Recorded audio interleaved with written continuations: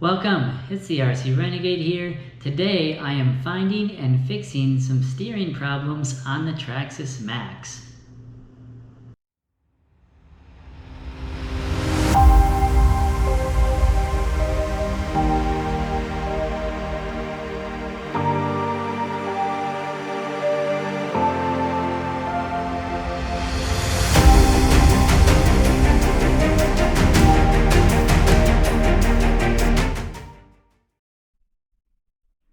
I'm in the middle of making some repairs to my Traxxas Maxx, and look at what I found, guys. Check this out. So this right here is the front steering assembly for the Traxxas Maxx, and the servo that controls the steering attaches right here. Where I'm grabbing, the servo attaches right here, and these 2 points just pivot.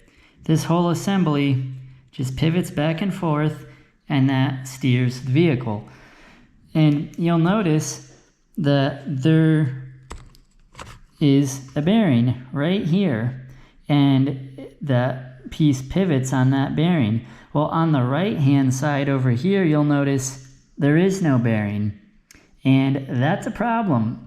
You see, when this car drives and you steer, this whole assembly pivots back and forth, and you'll notice on the right hand side, see how there's all that movement on the right hand side?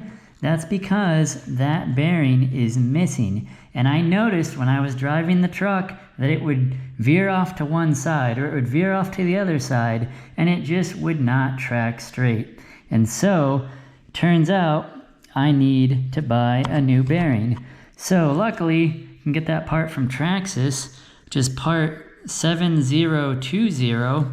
And that is the replacement for this lower bearing right here. And once I get that in, that should take care of the problem.